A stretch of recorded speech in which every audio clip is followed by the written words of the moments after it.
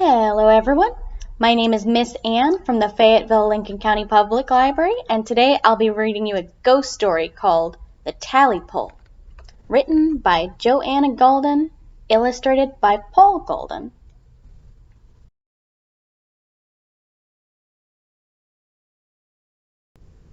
Long time ago, an old man lived by himself in the deep, big woods.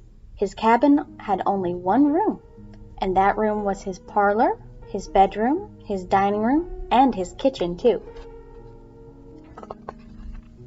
The old man had 3 dogs. One was called Uno, one was called Eno, and one was called Calico.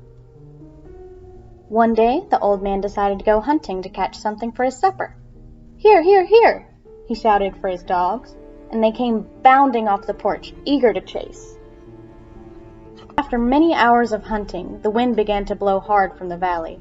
"It'll be dark soon," the old man said, "and all we've caught is this skinny rabbit." He headed home, afraid he might go to bed hungry that night. The old man cooked and ate the rabbit, and gave the bones to the dogs. Then he leaned back in his chair and watched the moon as it rose up, big and full. The wind whistled around the cabin. Just as the old man was about to doze off, a most curious creature crept through the crack between the logs in the wall. It had a big, long, furry tail. As soon as the old man saw the varmint, he reached for his hatchet, and with one lick he cut off its tail. Before the man could raise his hatchet a second time, the creature slipped out through the cracks and ran away. The old man was still hungry, so he took that big long tail, cooked it, and ate it. After that, he stuffed up the crack in the wall and went to bed. His stomach was full, and he felt so warm and snug that before he knew it, he was asleep.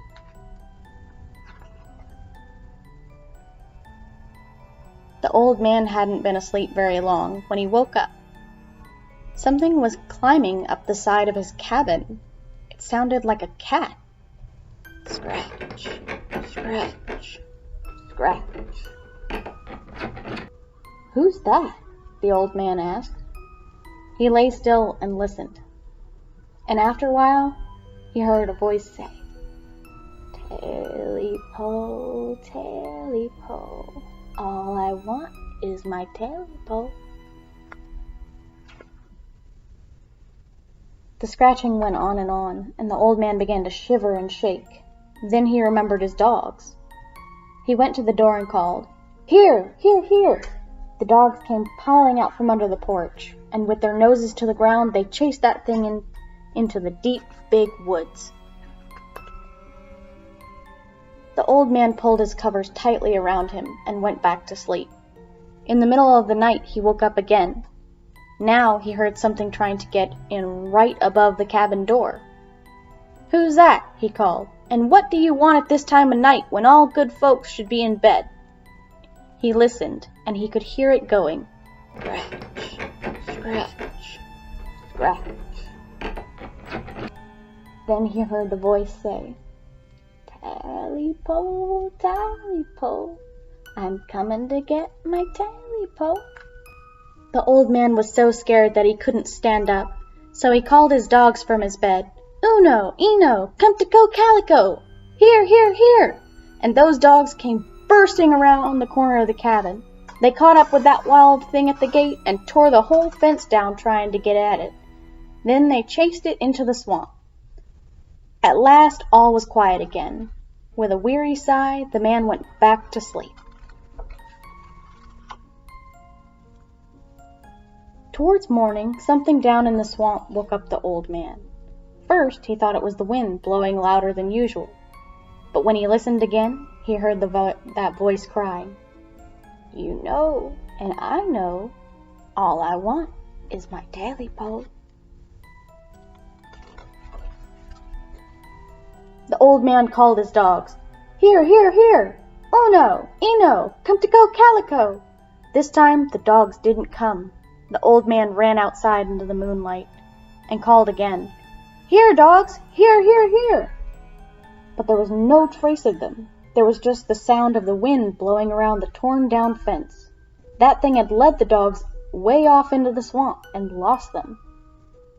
Sadly, the man went back inside the cabin and shut and barred the door. Then he went back to bed.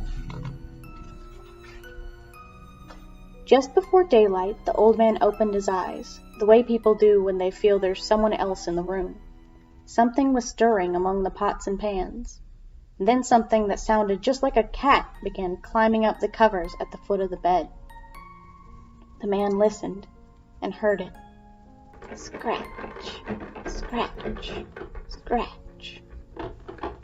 He looked over the foot of his bed and saw 2 pointed ears. Then he saw 2 big, round, fiery eyes staring at him. The man wanted to call for help, but he was just too scared. That thing kept creeping up until it was right next to the old man. Then in a low voice, "You know, and I know, that I'm here to get my Tailypo." The man sat up and pulled the covers over his head. All at once he got his voice and said, "I haven't got your Tailypo." "Yes, you have," the thing said. "Yes, you have." And it jumped on top of the man and scratched everything to pieces. Now there's nothing left of the old man's cabin in the deep, big woods, except the chimney. But folks who live in the valley say that when the moon shines and the wind blows, you can hear a voice say, "Tailypo, Tailypo, now I've got my Tailypo." Right, that's the end of our story. I hope that didn't scare anyone too bad. Well, I hope you have a great rest of your day and a happy Halloween.